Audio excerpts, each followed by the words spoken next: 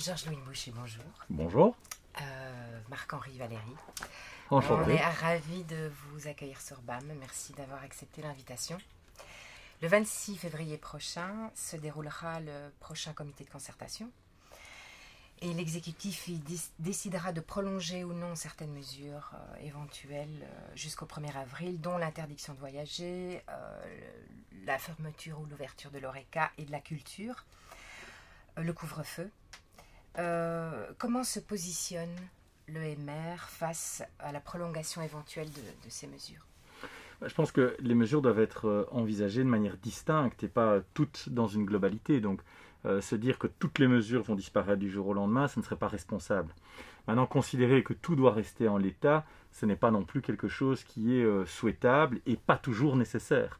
Donc, on va devoir analyser mesure par mesure. Je pense que la question, par exemple, de la fermeture des frontières est une question qui va être très rapidement mise sur la table. Et puis, de pouvoir, lors de cette réunion aussi, envisager étape par étape les différents secteurs que l'on va déconfiner. Mais il est évident que lors de la réunion du 26, on doit envisager maintenant toute une stratégie d'assouplissement tout en regardant les chiffres. Ça ne veut pas dire faire des prédictions dans un mar de café, mais ça veut dire se donner une hiérarchie, un petit peu d'éléments qu'on va devoir libérer et essayer de se donner un timing aussi pour ce faire, en analysant aussi les assouplissements que l'on peut faire, que l'on pourrait faire le plus rapidement possible. Est-ce qu'il y a des questions, par exemple, de bulles en extérieur ? Est-ce qu'il y aura des questions pour les étudiants ? Bien évidemment, je le disais, la question des frontières. Et donc ensuite, établir un calendrier d'approche, en sachant que les métiers de contact réouvrent le 1er mars, hormis les coiffeurs. Il faut toujours compter 15 jours à 3 semaines pour voir l'impact sur l'épidémie. Mais donc, pour le moment, la trajectoire nous permet d'envisager des perspectives plus favorables. Et entre la politique de vaccination et le retour du beau temps, on a quand même beaucoup de paramètres maintenant pour essayer d'avoir un optimisme en la matière, en tous les cas. Je prends la balle au bon. Est-ce qu'au niveau fédéral, on a des vraies études scientifiques qui permettent de faire le lien entre les mesures qui sont prises et les hôpitaux, enfin, donc les décès, etc. Parce que moi, il y a quand même pas mal d'études maintenant qui sont sorties. Il y a celle de Stanford qui est assez emblématique, mais il y a quand même pas mal d'études qui démontrent qu'en fait, il y a très peu de relations entre les mesures qui sont prises et les admissions dans les hôpitaux et les décès.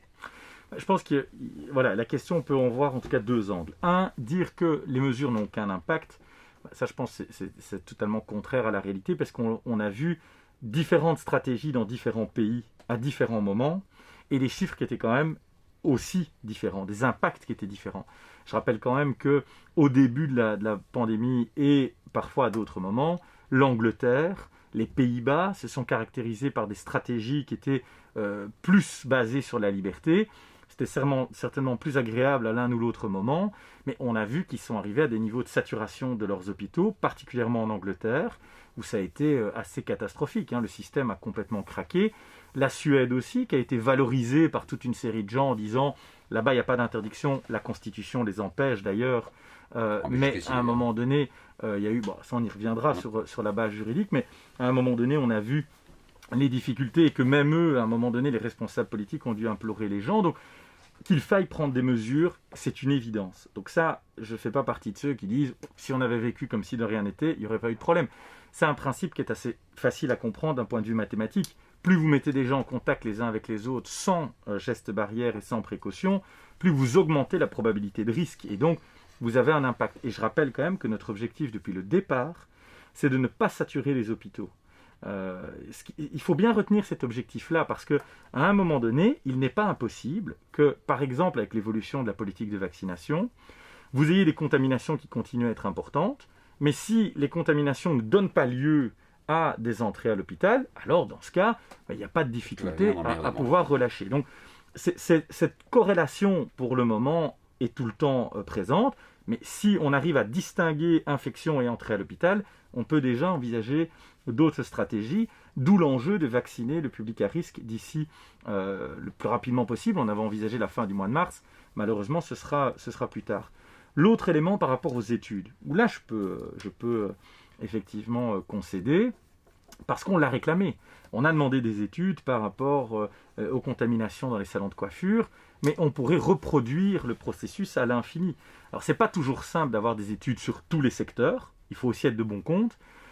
La déception dans mon chef et dans le chef de ma formation politique, c'est de se dire, ben oui, mais au moins en avoir une de temps en temps. Alors, encore une fois, ça ne remet pas en cause le fait d'avoir pris la stratégie dans sa globalité, mais c'est clair que maintenant, ça va devenir de plus en plus pertinent, si on veut avoir des mesures ciblées, d'avoir des données. Mais pour avoir des données, il n'y a pas 10 000 possibilités. Il y a la question du tracing, qui est très importante. Et par exemple, si on avait pu faire du tracing efficace par rapport à des patients, à des clients, malheureusement, j'espère que ce n'est pas un lapsus, mais par rapport à des clients dans des salons de coiffure, avec des coiffeurs contaminés, de voir ce que ça donne eh bien, dans la clientèle, ça c'était des éléments, des paramètres qui étaient objectivables. Ça c'est vrai qu'on souhaiterait qu'il y ait plus de données, plus d'objectivation en la matière. Encore une fois, ça ne remet pas en cause la stratégie globale, mais c'est vrai que dans une stratégie de déconfinement progressif, ça ne permet pas toujours d'avoir la précision, la sensibilité, la finesse qui est nécessaire en la matière. Vous parliez de la Suède et de l'Angleterre, donc au niveau des décès Covid et de la surmortalité, ils n'ont pas fait pire que nous, au contraire, nous sommes encore quand même relativement au-dessus d'à peu près tous les autres pays européens. Mais c'est parce qu'en fait, l'objectif, encore une fois, c'est la saturation des hôpitaux, c'est pas la mortalité. Et je révèle pas un grand scoop, mais on sait très bien que dans nos chiffres de morts Covid, il y a une partie significative de gens qui ne sont pas décédés, en tout cas directement du Covid. Et particulièrement dans la première vague, il n'était pas toujours simple de faire les constats de décès parce que, par exemple, les médecins n'osaient plus rentrer dans certaines maisons de repos. Et donc, il y a eu toute une partie des gens, et je peux vous dire qu'en maison de repos, on a eu en première vague quasi la moitié des personnes. 3 000 en plus, qui ont été surcomptés. À un moment donné, même avec les 3 000 en plus, on reste encore en tête de peloton. Écoutez, cette estimation à 3 000 me paraît quand même très... si on compare les surmortalités. Oui, mais ok, mais il y a une surmortalité dans tous les pays. Et donc, la nôtre est estimée à 3 000. Je pense que c'est sous-estimé parce qu'on a eu, en tout cas en première vague, certains ont estimé jusqu'à 50% le nombre de morts Covid qui n'étaient pas Covid parce qu'en fait, on classait dans la même catégorie les gens qui sont morts effectifs du Covid et ceux qui sont réputés Covid. Et donc, ça a un peu modifié les chiffres. La seule chose qui compte, et moi je trouve que c'est assez macabre ce tableau, c'est le cas de le dire, du nombre de morts, ce classement de pays par nombre de morts, encore une fois, le rôle des autorités publiques, c'est de faire en sorte que les hôpitaux ne soient pas saturés. Et ça, la Belgique est par contre un des meilleurs élèves. La saturation est intervenue en Angleterre, elle était tout juste aux Pays-Bas, on l'a eu également en Espagne. Je ne dois pas faire un grand dessin sur l'Italie. La France était tout juste, ils ont dû affréter des TGV. Donc, à ce titre-là, je sais que les Belges aiment bien s'auto-flageller, mais objectivement, on a montré qu'on avait des capacités hospitalières extrêmement importantes par nombre d'habitants, beaucoup plus que la France, par exemple. Et on a montré que, grâce à ces mesures, on n'a pas saturé nos hôpitaux.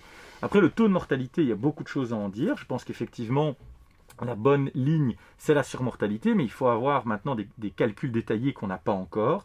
Il faut avoir le niveau de surmortalité moyen européen, le niveau de surmortalité pays par pays en Europe, en sachant que, par exemple, l'Allemagne, c'est quand même plus de 80 millions d'habitants, ne communique jamais ces taux de mortalité à l'Union européenne depuis de nombreuses années. Donc, c'est un paramètre très important qui nous manque. Et ensuite, là, on aura un chiffre plus affiné de la surmortalité réelle. Encore une fois, je le rappelle, depuis le début, le gouvernement a fixé comme objectif, on ne sature pas les hôpitaux. Cet objectif a été atteint. Et ça conforte quand même la stratégie dans sa globalité.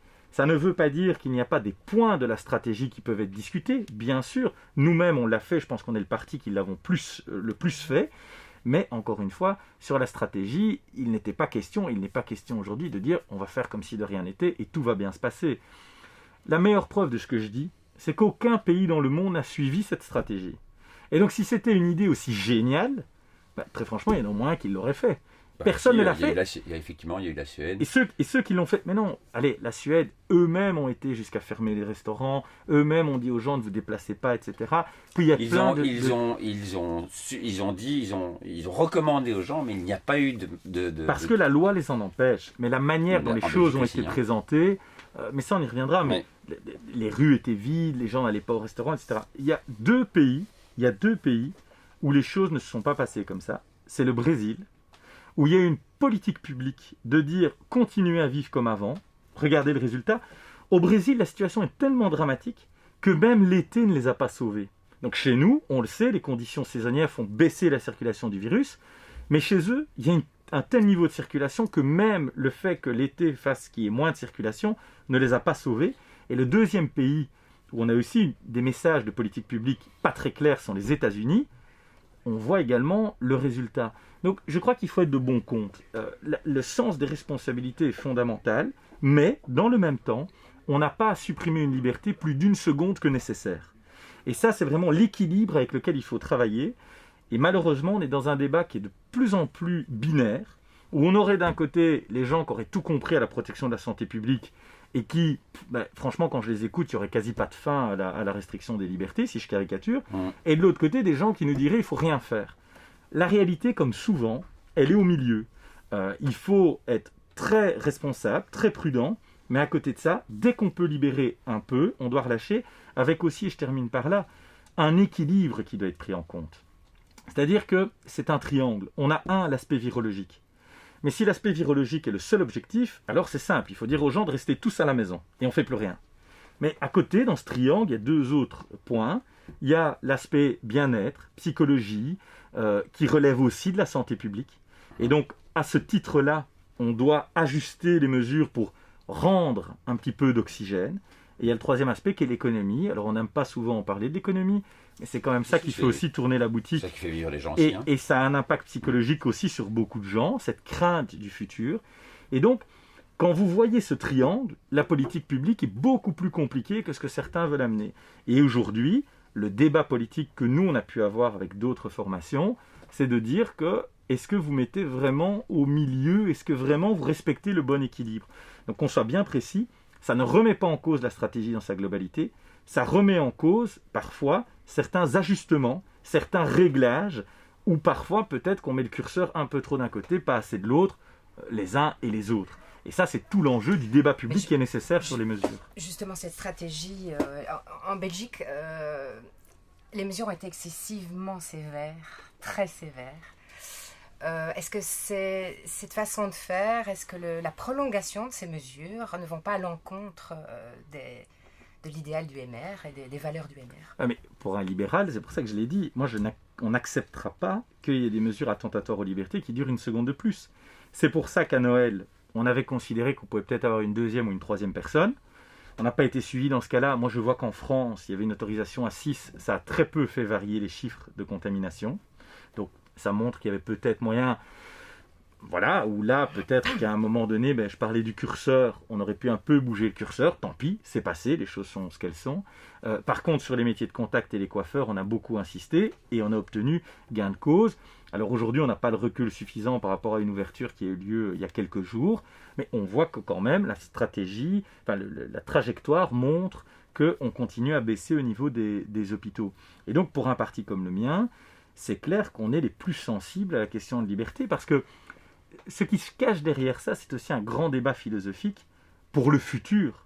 Et donc, je le redis, ça ne remet pas en cause la stratégie, mais c'est l'idée de dire, quand on entend certains qui nous disent rien avant l'été, et là j'arrive au deuxième point, dire rien avant l'été, de 1, c'est pas raisonnable, et de 2, et ça a été aussi une grande différence, c'est que nous on considère que ça sert à rien d'être sentencieux à l'égard des gens en permanence. Tout le temps jouer sur leur peur, tout le temps jouer sur la contrainte. Ça, c'est pas notre façon de voir les choses. Nous, on considère que les gens sont assez intelligents pour comprendre le message. Il y a un risque réel et manifeste. Il faut se responsabiliser. Mais à côté, c'est pas parce que de temps en temps, on réouvre un peu de fenêtres qu'automatiquement, les gens sont idiots et vont faire tout et n'importe quoi. On a parfois eu des débats où c'est un petit peu ce qu'on nous opposait. Je vais être tout à fait clair avec vous. Sur l'histoire de Noël, on m'a dit, mais on dit 1 aux gens parce qu'on sait bien qu'ils seront 3. Mais si tu leur dis 2, ils seront 6. Moi, ce n'est pas ma conception de la politique. Je considère que soit on fait confiance en l'individu, et alors dans ce cas, on peut être libéral. Parce que si on dit aux gens, vous devez avoir la liberté, mais on ne vous fait pas confiance, alors vous ne donnez pas la liberté. Et je crois qu'on va être à un moment politique intéressant dans les prochains mois et prochaines années, parce que ces questions-là vont maintenant se reproduire, non pas sur des restrictions de liberté fondamentale, rassurons-nous, il ne faut pas rentrer dans ce genre d'idée, mais parfois sur des sujets. Moi j'ai vu qu'un politique proposait que tout le monde ne pourrait plus être parent, par exemple. Je vois qu'on veut limiter des déplacements au nom de la protection de l'environnement.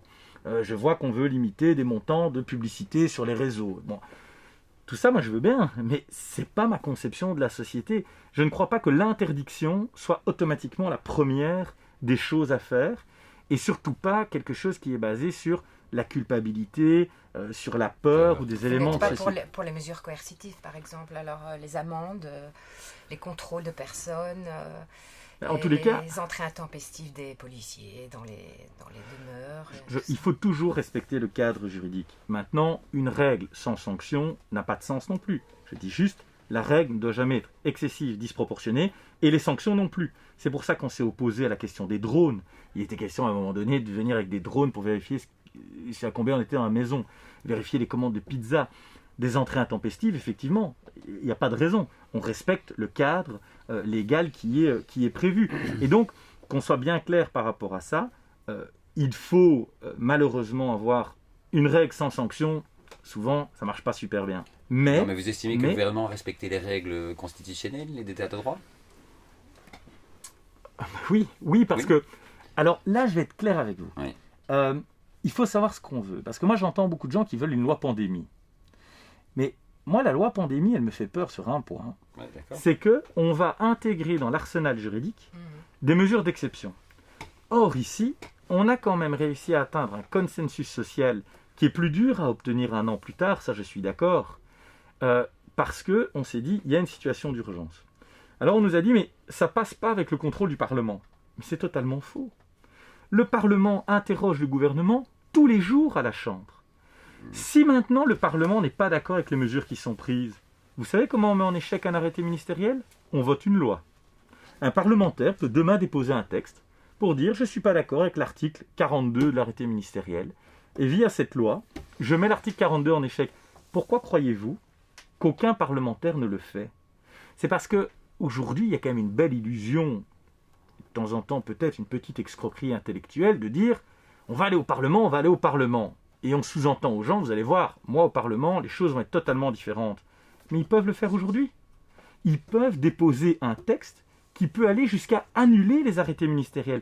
Je suis juriste, mais ils peuvent le remplacer par autre chose. Il y a des avocats, il y en a des milliers, il y a des magistrats, il y a des juges qui disent bien que ces mesures n'ont aucune base juridique, n'ont aucune base constitutionnelle. Sur la théorie juridique, c'est tout à fait vrai, sur en tout cas le fait que l'arrêté ministériel se base sur... La loi de 2007... Pas aucune base, mais en tout cas une base qui peut apparaître comme bancale sur le plan juridique. Mais dire qu'il n'y a plus de contrôle démocratique sont deux choses différentes.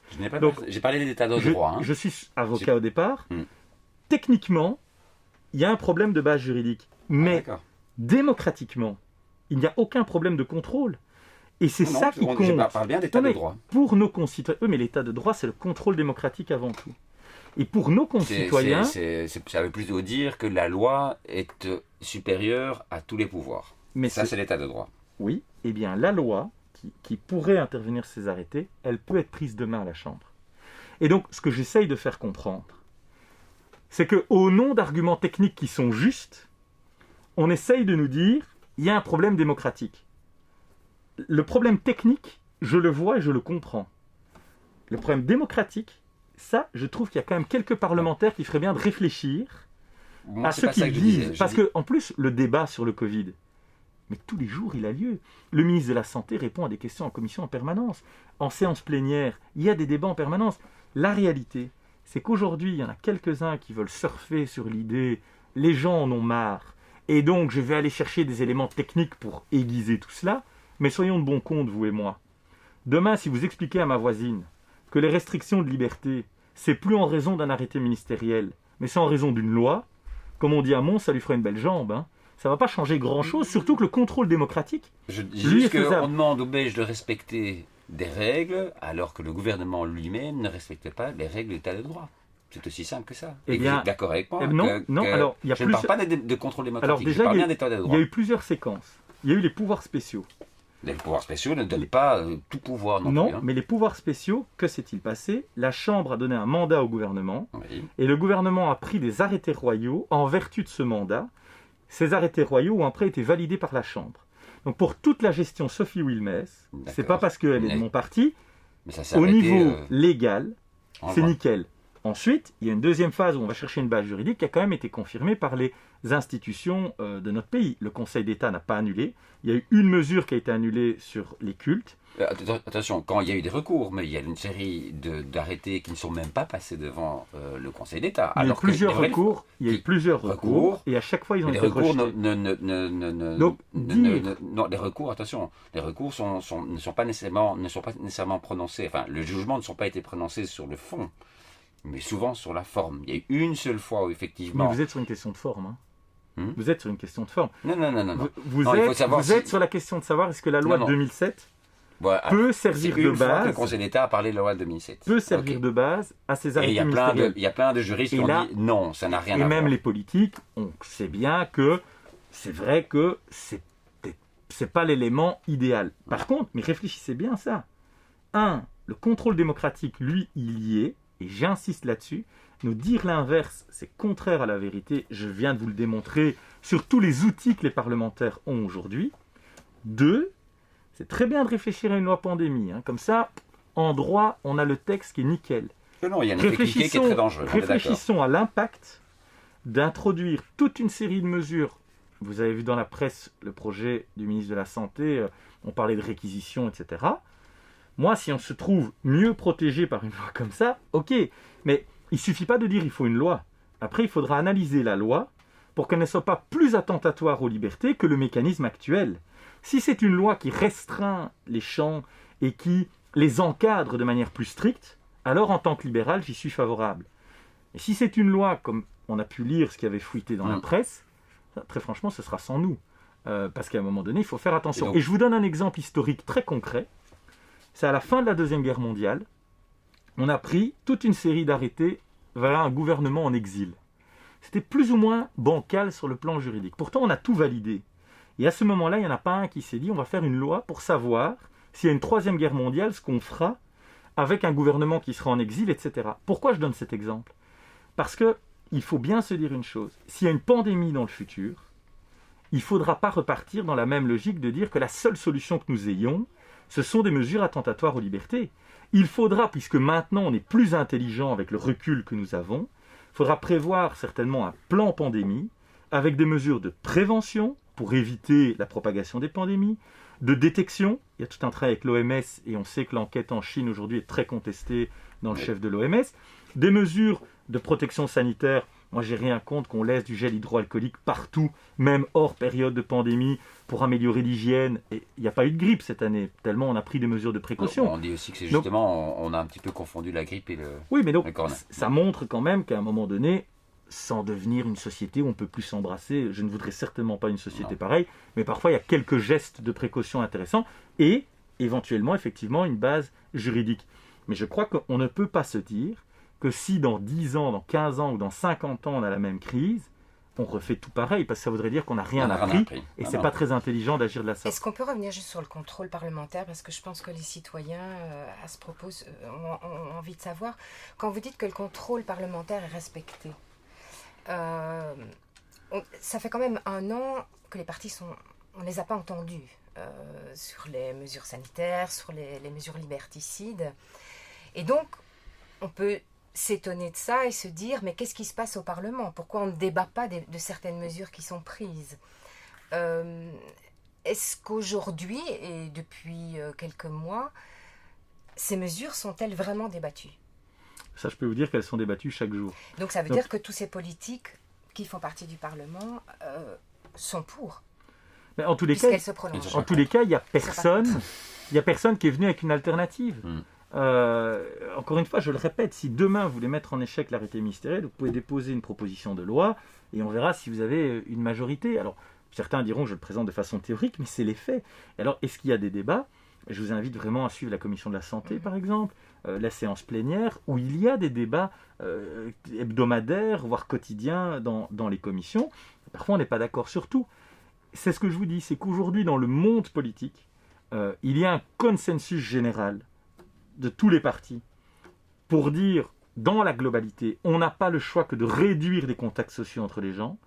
Après, il y a des vraies discussions entre nous sur les ajustements ou des questions de timing. Et c'est vrai que ma formation politique, je ne dis pas ça pour vous faire plaisir, je veux dire c'est un fait, ma formation politique est certainement celle qui a poussé la logique au plus loin. Encore jeudi dernier, sur la loi pandémie, on a été très clair sur le cadre, par exemple. Donc voilà, on assume cette position. Et c'est là où je vous dis, il ne faut pas avoir de vision binaire. Et c'est ça qui est dérangeant aujourd'hui dans le débat public. C'est qu'à un moment donné, on a subi une caricature qui est insupportable, où il y aurait les gens malins qui ont tout compris, les rigoureux, quoi. Donc ça, c'était la ligne, Mark Van Rans, pour ne pas le citer. Donc ça, c'était les gens bien. Et puis de l'autre côté, tous ceux qui commençaient à réfléchir ou à émettre, en disant, attention, là, peut-être qu'on pourrait quand même un peu relâcher, on pourrait ajouter une personne dans la bulle. Donc, des ajustements. Là, c'était ceux qui voulaient les assouplissements, c'était un peu les laxistes. C'est pas comme ça que ça doit se passer. Ça, ce n'est pas un problème de loi, ce n'est pas un problème de parlement. C'est un problème de la manière dont le débat public aujourd'hui est organisé dans notre pays, et je dirais peut-être plus largement même en Europe, où c'est vrai qu'il n'y a plus beaucoup de place pour la nuance. On est souvent sur du blanc ou noir, quoi. Et donc il y a les gentils, les méchants, les cow-boys et les indiens. Et objectivement, quand on a des mesures qui durent aussi longtemps, c'est pas la meilleure manière d'aborder les choses, je pense. Les gens souffrent énormément dans plein de secteurs. Il y a une souffrance énorme. Les jeunes aussi, les urgences psychiatriques qui sont saturées. Donc, cette balance bénéfice-risque entre les mesures et les risques qu'on prend de se retrouver avec une société en lambeaux. C'est pour ça que je vous ai dit tout à l'heure, il y a le triangle avec l'équilibre. Donc nous, aujourd'hui, on ne dit certainement pas on peut faire sauter les mesures. Ça serait totalement irresponsable.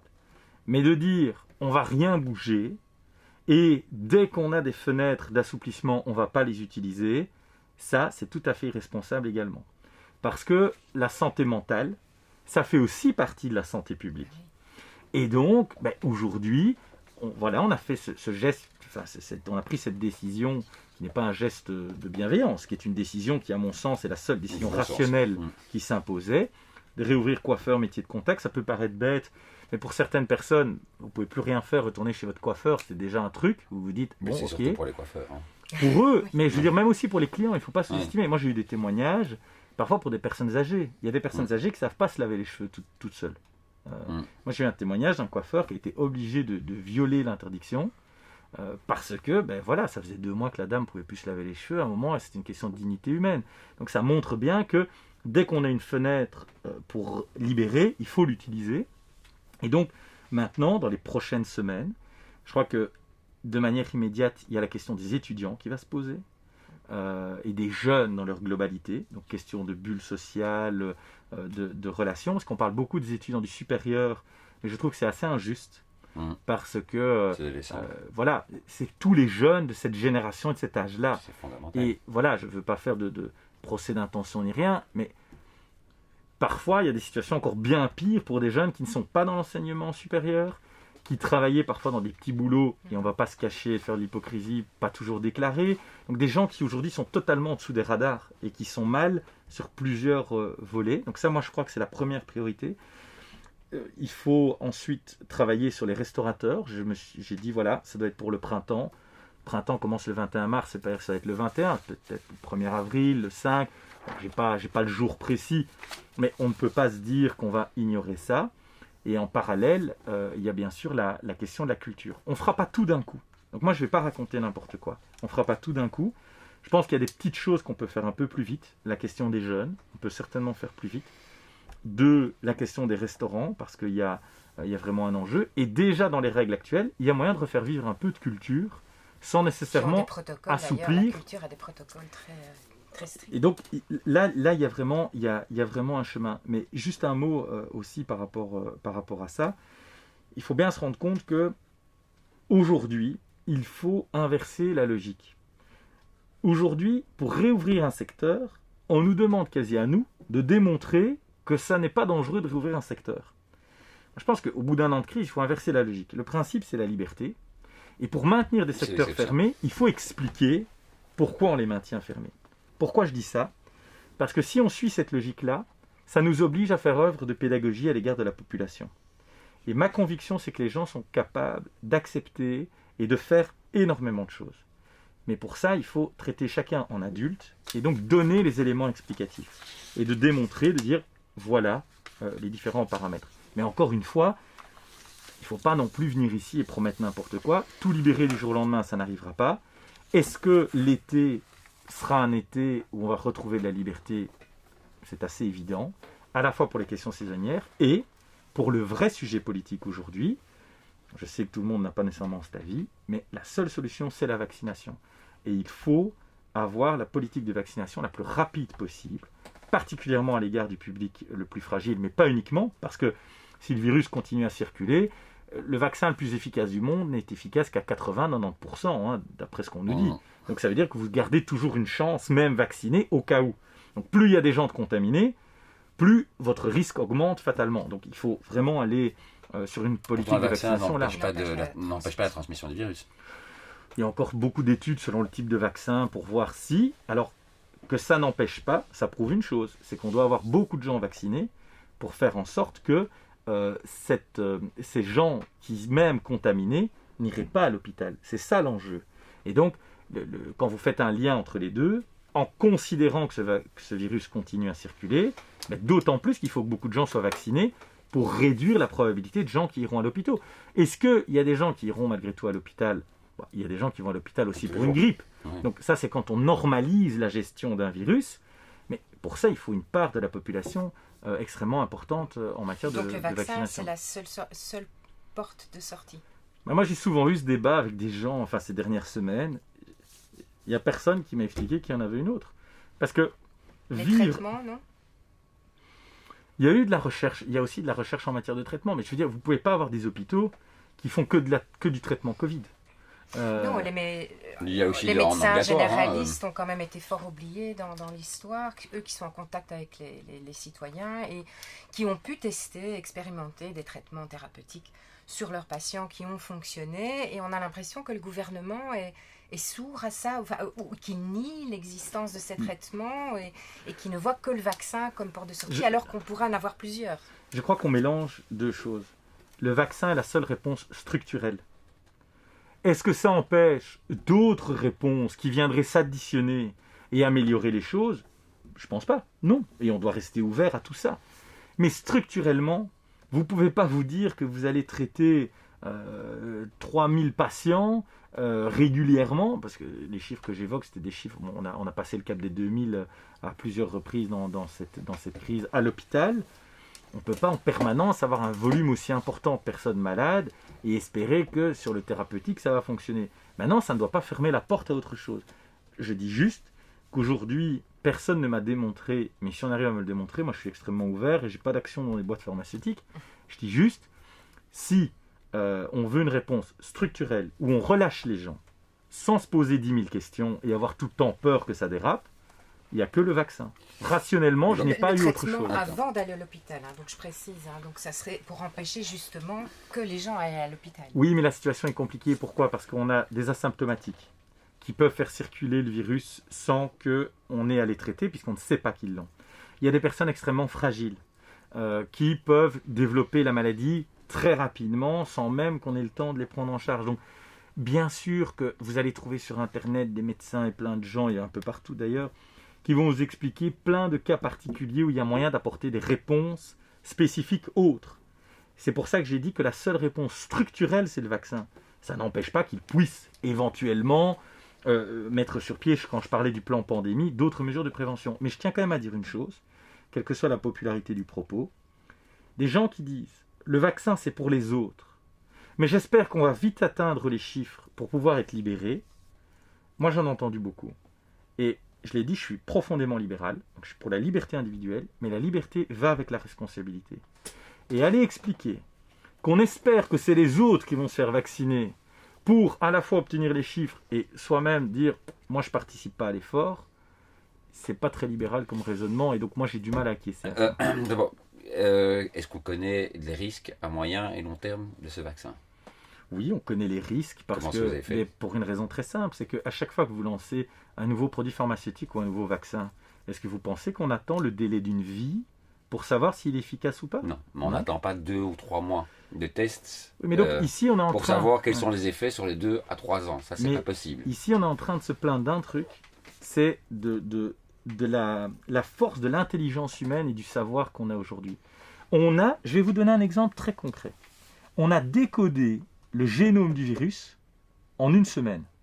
En une semaine, on a décodé le génome du virus. Ça n'était jamais arrivé dans l'histoire. Donc ici, on n'est pas sur des trucs, qu'est-ce qui va se passer dans 10 ans, dans 15 ans. On a réalisé une prouesse scientifique qui n'était jamais arrivée. Et les gens me disent, mais comment c'est possible qu'on ait développé un vaccin en moins d'1 an alors que d'habitude, il faut 10 ans? Pour une raison qui est très simple. Jamais dans l'histoire de l'humanité, on a eu des centaines de milliers de scientifiques avec des centaines de milliards de dollars d'investissement Qu'est-ce qui fait que ça met qui 10 à travaillent à la 12 même ans chose. pour faire un vaccin? Mais Parce qu'on a des périodes de tests qui durent plusieurs années. C'est aussi simple que ça. On peut être aussi performant qu'on veut. Il y a des périodes qu'on doit respecter pour pouvoir savoir quels sont les effets sur le moyen et le long terme. Vous ne pouvez pas le changer, vous ne pouvez pas remonter dans le temps. Donc, vous estimez que... On n'est pas dans le bac de futur, quoi. On ne peut pas faire ça, c'est pas possible. Déjà, c'est pas tout à fait exact, mais Ah bon? c'est des paramètres d'échantillonnage qui permettent d'avoir des résultats. Non, Mais il c'est faut encore autre chose. plusieurs années de tests pour savoir quel est l'effet sur le long terme. Quels sont les effets secondaires sur le long terme? Il y a quand même eu en Suède, ils se sont fait vacciner pour la H1N1. Okay. On a remarqué quelques temps après, plusieurs années après, qu'il y avait des problèmes de narcolepsie. On ne le savait pas au moment même, mais on l'a fait dans l'urgence. Le raisonnement est donc intéressant. Mais je vais y venir après. Mais c'est un raisonnement qui est un peu bizarre, qui est de dire évitons quelque chose qui pourrait nous faire mourir tout de suite, le Covid, Oui.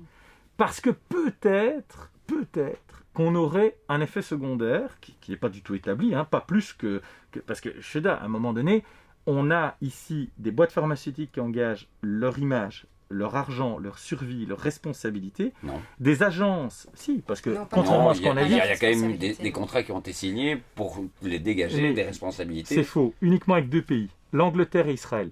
Nos pays, l'Union européenne, est peut-être en retard en matière de vaccination parce que nous avons refusé les clauses des entreprises pharmaceutiques qui indiquent que Nous avons ici un transfert de interview responsabilité. Michel Rivasi. de Michel Rivasi qui nous disait le contraire. Elle est chargée d'examiner les contrats au niveau européen. Elle nous a elle-même dit non, il y a des clauses clairement qui disent que nous ne sommes que les firmes pharmaceutiques sont protégées. Et que ce sont Pas les surtout, pays hein. qui sont responsables. Et ce sont bien effectivement les pays et donc l'État qui est responsable des effets secondaires éventuels. Sur les effets secondaires, je peux vous garantir l'inverse, et les parlementaires européens ont eu accès à différentes informations, dont celle-là. Donc vous pouvez le vérifier assez aisément, je vous invite à le faire.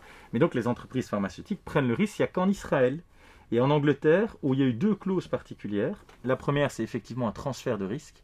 Et la deuxième, c'est que ces 2 États ont accepté qu'il y ait plus de 3 semaines entre 2 doses de vaccin, donc potentiellement prendre un risque sur Oui. l'efficacité du vaccin. C'est à ces 2 conditions-là qu'ils ont pu être aussi en avance par rapport à nous. Ça serait bien d'ailleurs que les médias l'expliquent un petit peu. Mais donc, tout ça pour vous dire qu'il y a aussi des agences de validation derrière qui prennent un risque par rapport à cela. Et il y a surtout, moi je trouve que c'est quand même le point le plus important, c'est qu'on vit quand même dans une drôle d'époque. Ça fait 5-10 ans, et plutôt ces 5 dernières années, où on n'arrête pas de remettre en cause chaque progrès. Chaque progrès, on nous dit « attention, c'est pas bon pour la santé, etc. » Est-ce que vous réalisez que dans l'histoire de l'humanité, on n'a jamais vécu aussi vieux? C'est peut-être qu'on a C'est acquis... bien pour ça qu'on a eu des problèmes ici. C'est le facteur de risque en fait le plus important. Parce que quand tu as eu des études... Je suis d'accord, mais on va quand même pas demander aux gens de mourir à 40 ans juste pour avoir moins de risques. Non, Ça- c'est pas ça que je voulais dire. Je vais vous concéder une chose, le plus grand risque dans la vie, c'est de vivre. Ça, Voilà. c'est vrai. C'est la seule condition à laquelle on peut mourir. Et la vie mais donc- est une maladie sexuellement transmissible avec issue fatale. Mais en tous les cas, le point ici, c'est qu'à chaque fois qu'on nous a dit que des médicaments étaient problématiques, nocifs, etc., que les groupes pharmaceutiques faisaient n'importe quoi, chaque année, on a augmenté notre espérance de vie. Et donc, j'arrive plus à comprendre dans quelle société on vit, où en fait, on a peur du progrès. À chaque fois qu'il y a un progrès Non, technologique, je pense que c'est pas la on nous peine de explique progrès. que c'est scandaleux. Mais non, c'est Qu'il y a pas un un autre, progrès. qu'il y a des problèmes Il potentiels, faut etc., voir d'où etc. vient l'augmentation de l'espérance de vie. Ça ne vient pas nécessairement de faire pharmaceutique, ça peut venir d'autres choses aussi. Ça vient de l'amélioration de nos conditions de d'hygiène, vie, voilà. d'éducation, etc., etc. Oui.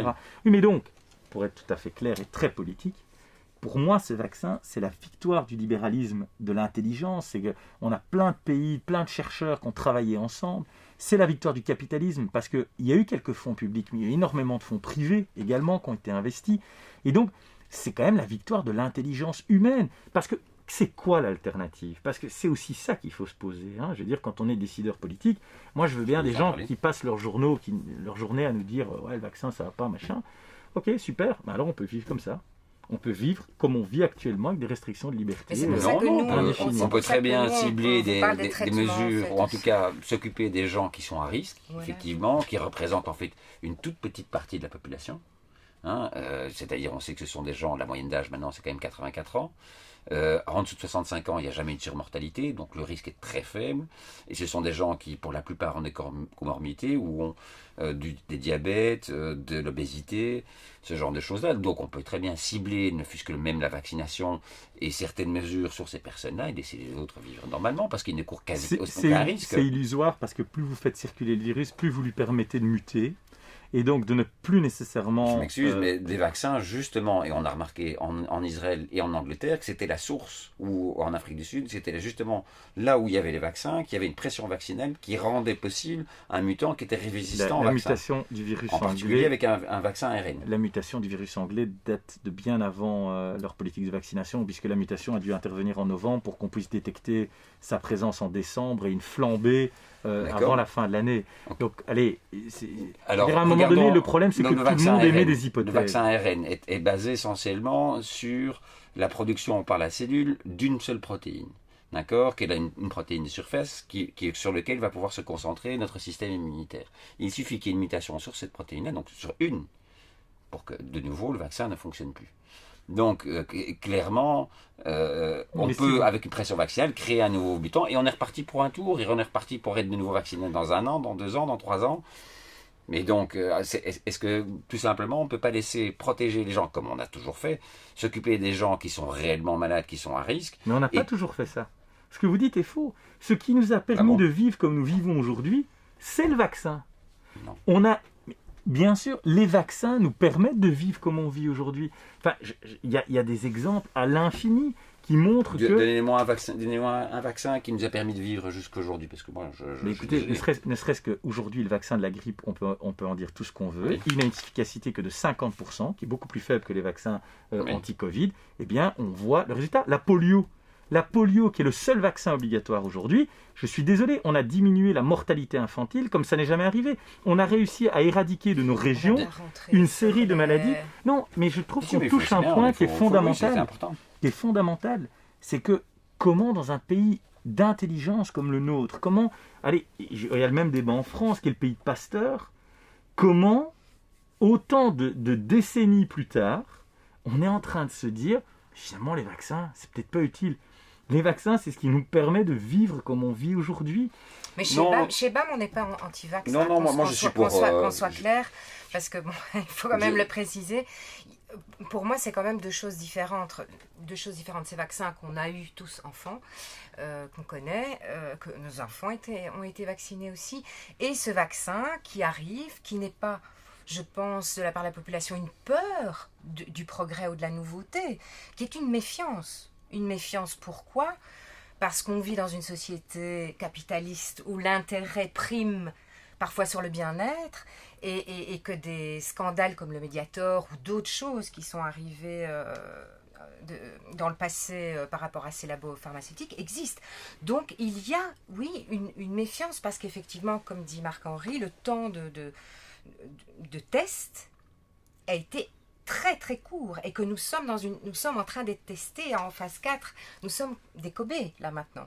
Et donc voilà pourquoi la peur ou la méfiance, c'est pas la peur de la science, je pense. Je crois malgré tout que ça s'inscrit dans un phénomène qui est beaucoup plus large, où à chaque innovation technologique, maintenant on a une levée de bouclier. La 5G, je ne vais pas faire le débat là-dessus, mais la 5G c'est le cas. À chaque fois que vous essayez d'implanter un nouveau complexe industriel ou autre, c'est le cas. Ici, sur le vaccin, c'est le cas.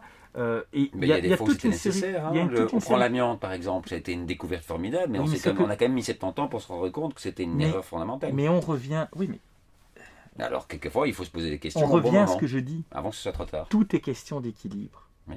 Donc, est-ce que on est certain que la science, à 1000%, ne se trompe jamais, que tout est parfait, qu'il n'y a pas de contre-indication à l'un ou l'autre moment? Mais il n'y a aucune discipline humaine qui est parfaite à 100%. Est-ce que pour autant, on peut considérer que ça n'a pas été fait sérieusement, qu'il n'y a pas des garanties, qu'on n'a pas qu'on n'a pas confiance dans ce qui est fait? Ça, c'est totalement fou aussi d'aller dans l'autre excès. Est-ce que vous pensez que s'il y avait un doute raisonnable, il y aurait quelqu'un qui aurait pris le risque d'engager sa personne, sa boîte, etc.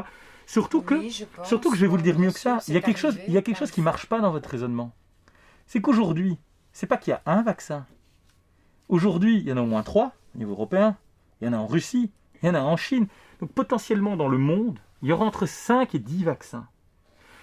Qu'à la rigueur, il y en ait un, il y a un problème. Bon, franchement, moi, je fais confiance aux autorités de contrôle. Pardon ? Vous parlez de jouer au loto alors ? Non, je ne parle pas de jouer au loto. Je dis, la réponse était, moi je fais confiance aux autorités de contrôle. Mais le raisonnement qui consisterait à remettre en cause toute la vaccination consisterait à dire qu'alors sur les 10, on est sûr qu'il y a un problème. Ça n'a pas de sens. Ça n'a aucun sens. Comme on disait, donc vous avez des labos, différents. différents. Juste qu'il faut faire attention de ne pas, parce qu'on a déjà fait beaucoup de choses avec la peur, que maintenant on fasse des erreurs par précipitation, parce qu'on veut absolument vacciner tout le monde, parce qu'on croit que c'est l'unique porte de sortie.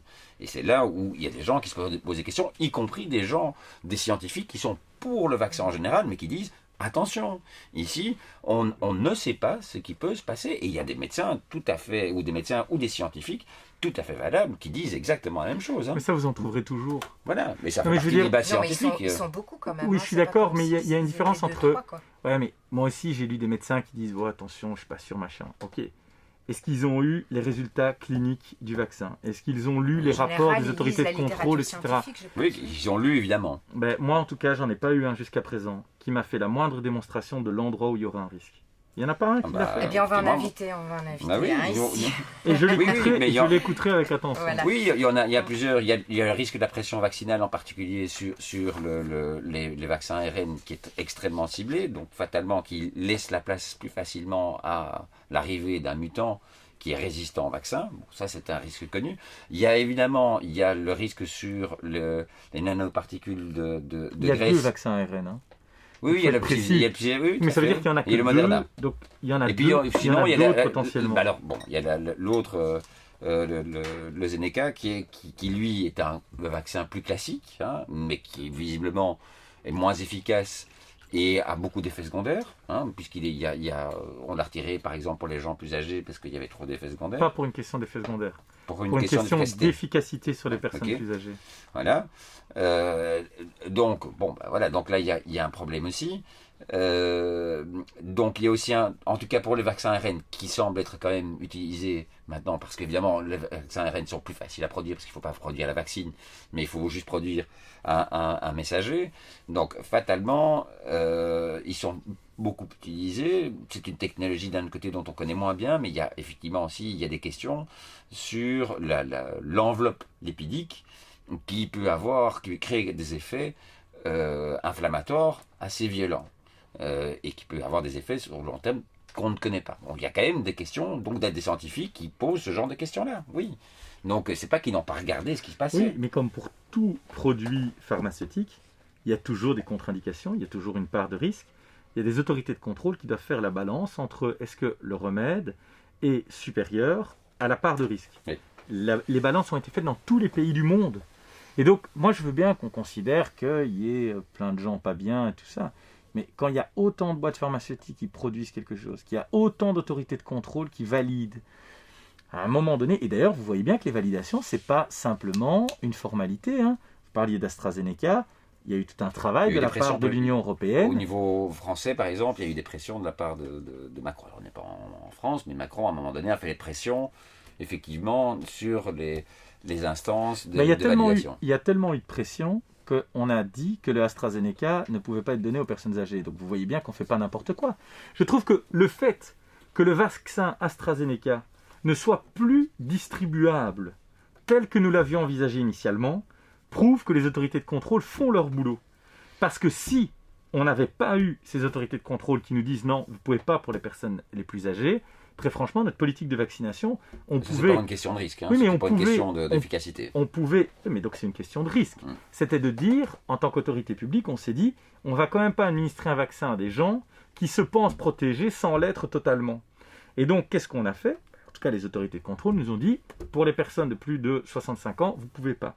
On a même été plus loin, puisqu'on a parlé des plus de 55. Donc, on a même été un peu plus loin que ce que les autorités de contrôle indiquaient.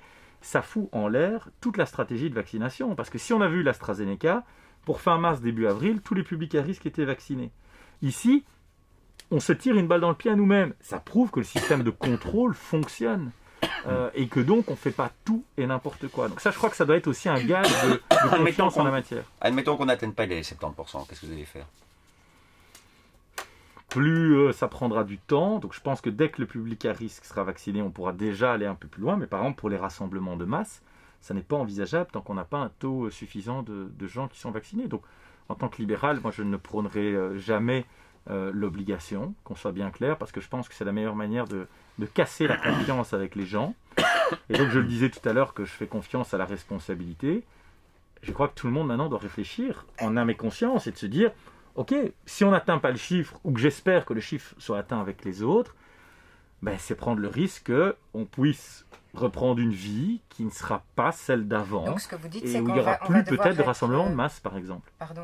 Donc Non, ce je que vous en vous prie. dites, c'est qu'on va devoir être vacciné pour aller au concert, pour aller dans les salles de J'ai spectacle. pas dit... Non, On va parler c'est pire que du ça. pourcentage de la Il y population. a beaucoup de questions qui se posent. Est-ce qu'il faut l'obliger ou non ? Moi, je ne crois pas qu'il faille l'obliger. Et on a défendu le fait de ne pas le rendre obligatoire. Est-ce qu'il faut conditionner l'accès à des événements au fait d'être vacciné ? Je crois que c'est une politique qui n'est pas tenable sur la durée. Parce que c'est compliqué à vérifier, il y aura des faux passeports de vaccination. Moi, je trouve que ça, c'est un truc qui ne va pas.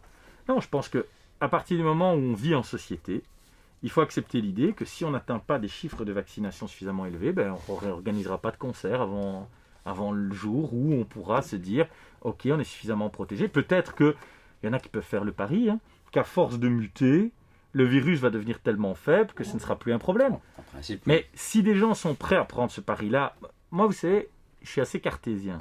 Je préfère avoir la maîtrise des choses. Je dis juste que je ne crois pas que c'est très raisonnable de dire si vous n'avez pas de votre passeport vaccinal, vous ne pourrez pas rentrer au concert. Je pense que le problème sera autre. C'est qu'on organisera la société différemment. On va garder les masques très longtemps et on ne fera pas de rassemblement de masse, par exemple. Et on aura des compétitions sportives avec 50 types d'un côté, 50 de l'autre et des espaces, etc. Mais il n'y a pas de 10 000 alternatives. Moi, je ne le dis pas comme menace. Et d'ailleurs, c'est pour ça que je ne veux pas qu'on oblige et que je ne veux pas lier la participation de certaines personnes, parce que créer des citoyens de deux catégories, ça, moi, je ne l'accepte pas. Et donc, si on n'atteint pas le chiffre, c'est la responsabilité individuelle qui a un impact sur le collectif. Si on n'atteint pas le chiffre, l'organisation de la société sera différente. Mais il n'y a pas 10 000 alternatives. Mais bon, il y a aussi, effectivement, on en parlait, il y a l'évolution naturelle d'un virus qui est qu'il est de plus en plus contagieux et de moins en moins dangereux. En général, c'est ce qui arrive, c'est l'évolution naturelle. Oui, mais attention, parce qu'il y a quand même des phases qui sont compliquées. C'est qu'un virus qui est moins virulent, mais qui se propage beaucoup plus, peut avoir des niveaux de mortalité ou de saturation des hôpitaux malgré tout plus élevés. C'est plus rapide. Parce que c'est plus rapide et vous touchez un volume de gens plus élevé. Oui. Si vous avez 1% de 1000 personnes et que ça se transforme en 1% de 100 personnes, ou dans l'autre sens, vous avez des chiffres qui sont différents, pourtant vous restez à 1% de gens qui vont à l'hôpital. Grosso modo, c'est toujours comme ça, en fait. C'est passé, il y a eu des vagues successives, et puis petit à petit, ça a commencé à diminuer parce que c'était l'évolution naturelle. Mais parce qu'on était protégé aussi par le vaccin. Vous êtes en train de moi, parler... je parle depuis la nuit des temps. Oui, mais donc si vous regardez la nuit des temps, justement, de la même et manière. ce n'est pas du tout ma spécialité, donc je ne voudrais pas dire de bêtises, Oui, mais on va revenir à la de ce qu'il me reste de mes cours d'histoire, pour qu'une épidémie disparaisse au Moyen-Âge, ça pouvait prendre un siècle. Et donc, je ne suis pas prêt à prendre, j'ai pas ce temps-là, pour le dire autrement. Donc, effectivement, vous avez raison, dans l'histoire de l'humanité, on a eu des vagues comme ça, on a eu des hauts, des bas, Mais quand vous voyez que, effectivement, au Moyen-Âge, il fallait un siècle parfois pour que. Ou alors il y a plusieurs décennies. C'est pour ça qu'il y a des processions dans nos villes. Parce qu'on espérait que la peste disparaisse ou une série de maladies contagieuses comme celle-là. Mais à un moment donné, je trouve que c'est un peu léger de se dire on va refaire des processions et attendre le temps qui passe. Je pense que les gens ont envie de vivre maintenant. Oui. Et donc on doit apporter des réponses Pour la plupart rationnelles, des gens, cartésiennes. Pour la plupart des gens, ils ne courent aucun risque. Et ces gens-là sont, enfin, je dirais plutôt les personnes à risque sont facilement identifiées. Je vais vous dire une chose, ils courent un risque majeur. C'est un jour d'avoir sur la conscience, je suis désolé de le dire comme ça, mais moi en tout cas je raisonne comme ça, vis-à-vis de mes parents. C'est un jour d'avoir sur la conscience le fait d'avoir entraîné la mort d'un de ses proches. Parce que les personnes à risque, il y a des personnes très évidentes. Les plus de 65, moi j'ai une grand-mère qui a 95 ans. Je ne l'ai plus vue depuis le début de la crise. Voilà. Et ça, c'est évident. Mais à côté de ça, j'ai peut-être un pote de 45 ans qui aujourd'hui a une cause de comorbidité dont il n'est même pas au courant lui-même, et il pourrait en mourir. Donc, me dire, pour moi, je risque pas, déjà, j'en suis pas sûr. Il faudrait que j'aille refaire un check-up médical pour voir si j'ai pas une cause de comorbidité. Mais surtout, tous les gens que vous croisez, moi je connais pas votre situation de santé, hein, et je voudrais pas en sortant du studio me dire qu'un mois plus tard il vous est arrivé un truc, tout ça parce que vous m'avez vu aujourd'hui et que j'ai pas pris mes précautions. Donc vous pouvez pas faire peser une telle responsabilité sur les épaules des individus. Et donc, ok, quand vous êtes entre potes à 20 ans, vous vous dites, ouais, là, le risque est vraiment très, très, très réduit. Donc, c'est pour ça que moi, je trouve que les bulles de cote, pour autant qu'ils ne rentrent pas et qu'ils ne circulent pas trop, qu'ils restent sur le campus, je pense qu'on peut faire beaucoup de choses à ce niveau-là. Mais très franchement, c'est pas une vie que de rester. D'ailleurs, vous n'allez pas avoir 20 ans toute votre vie. Et en plus, c'est quand même pas une vie de vous dire, à chaque fois que je croise quelqu'un, je sais pas, j'ai peut-être un risque. Parce que la personne elle-même est peut-être même pas au courant. Ben, moi, mon père a 85. Et il lui m'a dit, écoute, pour moi, si je dois commencer à respecter toutes les règles, la vie ne vaut pas la peine. Je préfère vivre mais prendre le risque. Voilà. Et c'est un choix personnel. Mais que lui prenne le risque, c'est une chose. Moi, je vous dis, je ne suis pas prêt à prendre le risque d'assumer ça. Et même si votre grand-mère dans ma conscience, vous réclame. Mais elle dit, mon père m'a dit, je préfère qu'on se voit pour Noël. Enfin, j'avais effectivement mon père et ma mère. Mais mon père a dit, écoute, moi je préfère te voir prendre le risque. Pour moi, sinon la vie ne vaut pas la peine d'être vécue. Mais donc, ça prouve quand même une chose, c'est que, alors on peut dire le vaccin, tout ce qu'on veut, mais il faut quand même sortir de cette société où vous vous rendez compte des questions de conscience qu'on se pose, parce que votre question est tout à fait pertinente. Parce que bien sûr que, allez, là c'est très personnel, mais moi aussi ça me trotte dans la tête. Je me dis, mais s'il arrive un truc, peut-être même pour autre chose, totalement autre chose. L'important, c'est pas de savoir de quoi on va mourir, mais dans quelles conditions aussi. Hein. Ouais, ok, mais j'ai quand même, encore une fois, c'est peut-être de la lâcheté, j'en sais rien, mais je n'arriverai pas à assumer l'idée, parce que moi, via mon boulot, je rencontre du monde, je suis typiquement le profil à risque, il faut qu'on soit très clair, et donc, très franchement, j'ai pas envie d'assumer cette responsabilité. Mais peut-être que l'anxiété chez vous est vraiment rentrée dans vos pores, comme chez beaucoup de gens dans la population, hein, qui ont été. Ouais, je suis pas de nature anxieuse. J'essaie oui, d'être réaliste. On a été quand même depuis un an bombardés, on va dire, hein, de choses, d'informations assez anxiogènes et difficiles à gérer. Et je voudrais juste passer sur mais juste, si vous me permettez un point, oui. Allez, comme ça a été public, je peux maintenant en parler. Mais quand vous voyez quelqu'un comme Sophie Wilmès, c'est quelqu'un qui est en bonne forme. Oui. Elle est dynamique, elle est svelte, elle est sportive. C'est quelqu'un que je connais très bien. Bah, c'est quand même retrouvé aux soins intensifs, quoi. Donc à un moment donné, je suis désolé. Moi, je peux vous dire, voilà, pas grand-chose. Je vais pas. Je peux vous dire que quand on reste autant de temps à l'hôpital, en général, c'est pas pour rien. Et j'ai pas à parler de. Je vous dis juste que ça peut arriver aussi à tout le monde, et que, allez, il faut qu'on trouve une solution structurelle. On peut pas jouer avec la vie des autres à la roulette russe. Je sais pas, à un moment, c'est quand même très malade dans la vie, ça arrive à plein de gens, d'être très très très malade. Moi, je suis à risque, j'ai une maladie auto-immune, mais j'ai décidé de plutôt vivre et de tenir dans mes bras ma grand-mère qui a 95 ans, qui elle ne veut que ça. C'est-à-dire elle ne veut pas terminer sa vie isolée toute seule. Donc effectivement, ce sont des choix. C'est des choix personnels, des choix subjectifs. Et je trouve qu'il faut vraiment laisser la population choisir. Et vous parlez de responsabilité. Pour moi, c'est une responsabilité envers ma grand-mère de lui donner de l'affection et de la prendre dans mes bras. Je vais vous dire, je pourrais même vous suivre sur le principe de la responsabilité individuelle et de vous laisser le choix. Il y a juste un problème, c'est que le jour où, et je ne vous le souhaite surtout pas, vous et toute une série d'autres gens, vous allez vous tourner vers l'hôpital public, et que ce jour-là, on vous dira, il n'y a pas assez de lits, je peux vous dire que votre raisonnement ne sera plus sur la responsabilité individuelle. Si il n'y avait pas la question, je vais être tout à fait cash avec vous, et je sais qu'on ne parle pas comme ça en politique, mais si la question était simplement, vous mourrez pas, moi je suis même prêt à laisser le choix aux gens, hein, parce que c'est vrai qu'on est maître de sa vie. Mais la question, c'est que nous, on doit préserver un système qui est un système global, qui est un système de solidarité par rapport au réseau hospitalier. Ok. Autant je peux vous répondre, prenez votre liberté pour vos choix personnels, autant je ne peux pas tenir ce raisonnement si jamais vous vous retrouvez à l'hôpital. Et ça, je crois qu'on doit être capable de le comprendre. C'est qu'à un moment donné... alors on peut interdire les gens de fumer, de boire, de tout, parce que Non. je suis désolé, mais tous les risques qui sont liés au tabac font depuis très longtemps beaucoup plus de morts que ce qu'on a fait les Oui, Covid. mais ne soyez pas... Alors, Oui, mais d'un autre côté, on mène des politiques contre ça. Mais ne soyez pas binaire en la matière.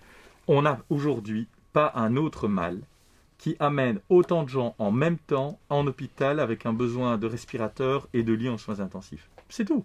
Le jour où on résout cette difficulté-là, oui, bien sûr, je vais être clair avec vous. Je veux dire, bien sûr qu'il y a plein de causes de mortalité, et je le disais, la première cause de mortalité, c'est vivre. Mais encore une fois, il n'est pas raisonnable de considérer qu'on va arriver à ce stade-là sans, à mon sens, une politique de vaccination.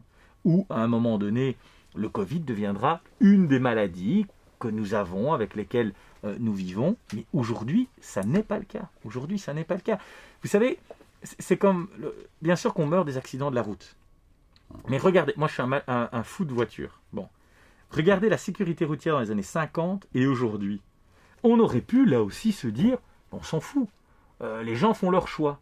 Mais il n'y avait pas de ceinture de sécurité, par exemple. J'ai vu des voitures hier des années 60, pas de ceinture de sécurité, mais non, les années 70, pas d'airbag, rien, Non. rien. Bon, on pouvait continuer comme ça.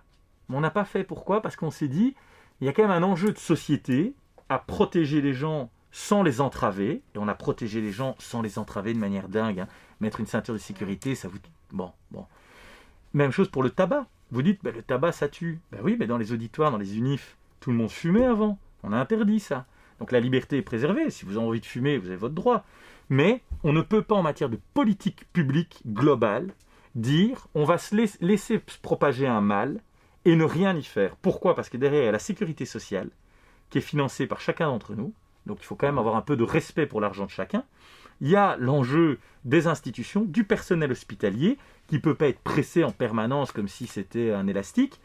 Et donc tous ces paramètres nous amènent à devoir réduire les risques dans un équilibre, c'est-à-dire que le risque zéro n'existera jamais, parce que le risque zéro, lui, est totalement attentatoire à la liberté. Mais laisser un volume de risque se développer sans jamais rien faire, c'est de l'irresponsabilité. Si il va y avoir donc négociation, enfin il va y avoir la loi pandémie ou la loi Covid, c'est selon, sur la table, s'il n'y a pas d'accord là-dessus, qu'est-ce qui va se passer au niveau fédéral ? Et vous devez distinguer deux moments.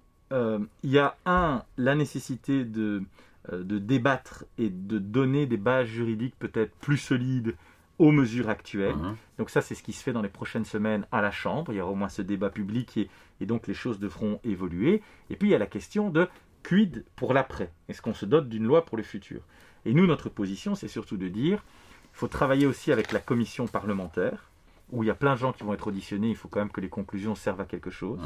Et sur cette base-là, les conclusions doivent pouvoir donner lieu à un plan pandémie, où, je le disais tout à l'heure, mesures de prévention, mesures sanitaires, pourquoi pas des bases légales, mais ça doit faire partie d'un tout. Et donc, pour nous, il n'est pas question de voter une loi demain matin au coin d'une table, rapidement, tout ça parce qu'il y a la peur, parce qu'il y a la panique, etc. etc. Donc ça, c'est un processus qui va prendre un peu de temps pour faire les choses correctement. Et alors, une toute petite dernière question par rapport aux experts. Donc, vous avez un petit peu mal à partir avec M. Van Ranst. Il y a une vidéo virale qui a circulé sur le net, vous la connaissez certainement, qui donc, une vidéo où on voit Mark Van Ranst distribuer des recettes pour manipuler les médias, inspirer la peur. M. Van Ranst, en 2009, a géré d'une façon dite catastrophique la crise H1N1. C'est pas moi qui le dis, c'est le syndicat des médecins à l'époque. Mais M. Van Rans est toujours là. Alors voilà, comment sont désignés les experts? Comment ça se fait que M. Van Rans est toujours là? Et comment ça se fait que M. Van den Broek est toujours là? Et ministre de la Santé, en ayant maille à partir, lui, en 1999, avec l'affaire Augusta. Vous avez gardé les bonnes questions pour la fin. Oui. Sur la question des experts, moi je ne vais pas commencer à personnaliser. Tout le monde connaît mon différend assez significatif avec Mark Van Ranst. Et ce que je lui reproche surtout, c'est d'aller dans les médias pour distiller justement la peur. Je crois que, quelle que soit l'opinion des uns et des autres sur les mesures, la peur ne peut pas être un vecteur de politique publique. Ça ne marche pas comme ça. Ça, c'est pas correct comme façon d'avancer. Pour le reste, j'aurais beaucoup de remarques à faire, parce que bon, vous avez repris 2009 H1N1, mais même durant cette crise, bon, si vous faites la liste de toutes les déclarations qu'il a faites, à un moment donné, vous avez tout son contraire et l'inverse. Voilà. Après, pour le reste, il a une expertise qui est établie. Sa gestion de la communication, ça c'est clair qu'on l'évoque pas. Et donc je crois que la question ne doit pas se résumer à Mark Van Ranst ou pas. La question, c'est qu'on a un collège d'experts. Ce collège d'experts est affecté au sein du Games. Donc il faut entendre tous les experts, pas uniquement un ou deux. Et au-delà de ces experts au sein du Games, il n'est jamais interdit, comme je peux le faire, comme d'autres peuvent le faire, de consulter toute une série d'autres experts. Et je ne vais pas vous cacher que moi j'ai pas mal de contacts téléphoniques, de rencontres Zoom, etc., avec toute une série de spécialistes dans différents domaines, et j'essaye de construire une opinion sur la base de ces différents avis. Et donc, je crois que ils sont désignés donc ils sont désignés sur la base d'une proposition qui est faite par le commissariat Corona, et puis je dirais qu'il y a un consensus qui se fait en disant, bon, ben, avec celui-là, il y a tel angle qui est pris en compte, pour essayer d'avoir une prise en compte qui est la plus large possible. Mais ce n'est pas des désignations de partis ou des choses comme ça, on ne va pas commencer à se mêler de ça. C'est commissariat Corona, il y a des personnes qui sont choisies aussi selon leurs affectations scientifiques, déjà auprès du gouvernement, dans différentes instances. Donc, il y a différents critères qui sont pris en Van compte. Rans s'était épinglé en 2010 pour conflit d'intérêts. Comment ça se fait qu'il s'est retrouvé là? Écoutez, à un moment donné, il a une expertise qui est la sienne. Certains ont jugé bon de pouvoir le proposer, et dans l'équilibre global, sa présence n'apparaissait pas comme étant à ce point rédhibitoire. Donc voilà, c'est le point aussi d'avoir un collège. Et vous pouvez commencer à prendre chaque personne et les épingler une à une. Je ne crois pas que c'est ça qui compte. Ce qui compte, c'est quand le rapport est donné, il faut que ce soit bien justifié. Il n'est pas interdit, pour lire ce rapport, de s'équiper d'autres experts venant de l'extérieur pour qu'on ait d'autres contre-arguments, et puis on prend la décision politique. Mais, allez, le politique qui dit tout ça c'est à cause de Van Ranst, c'est un politique qui n'assume pas ses responsabilités. Non, parce qu'à un moment donné, vous savez... dire que c'est qu'en tout cas une partie des décisions qui ont été influencées par le choix des experts qui ont été pris. Ça c'est un fait, mais encore une fois, moi je reste... Vous savez, à un moment donné, l'accroche avec Van Ranst partait du fait que je considère que les experts conseillent et les politiques décident. Je dois aller au bout de ma rationalité. Si les experts conseillent, il ne faut pas non plus se réfugier maintenant derrière Van Ranst en disant « oui, mais il nous a toujours conseillé comme ça ». C'est parce qu'autour de la table, il y a une série de personnes aussi qui, à un moment donné, acceptent et vont dans une direction. Donc, moi, je ne vais pas commencer à jouer de cette dichotomie. J'ai dit ce que j'avais à lui dire au moment où ça a été le cas. On se l'est dit souvent avant. Il y a eu plus d'impact quand c'était dans les journaux. C'est malheureux, mais c'est comme ça. Mais voilà, après, vous savez, vous pourriez citer beaucoup de choses. Moi, il y a plusieurs choses qui m'interpellent. Le fait d'avoir affiché à ce point des convictions politiques aussi, c'est interpellant. Parce que ça implique une certaine vision du monde et de la société. Maintenant, est-ce qu'il a l'expertise en matière virologique? Oui, c'est un fait. Est-ce qu'il y a énormément de gens qui ont des expertises comparables dans le domaine? Il n'y en a pas tant que ça. Ce n'est pas le seul, mais il n'y en a pas tant que ça non plus.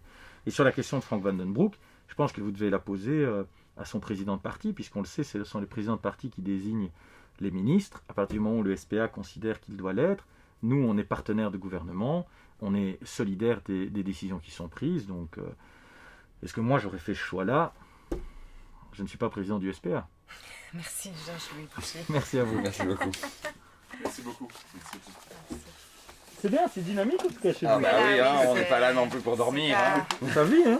Disons qu'on essaie de toucher les sujets les plus cruciaux, Bah oui. sans langue de Parce qu'on bois en n'est pas fait. payé pour ça. Oui, on n'est pas payé pour ça. Alors, on est super on motivés. risque pas notre boulot. Je vais vous si dire on pourquoi commence à c'était être- bien, parce que, bon, on sent que vous avez, dans le rythme, mais les questions que vous posez sont des questions que énormément de gens Mais se oui, posent. c'est ça qui est important. Et donc, il faut pas commencer à dire, ouais, moi je réponds pas ou quoi, parce que, alors tu fais non. pas ton boulot de politique, Bah non.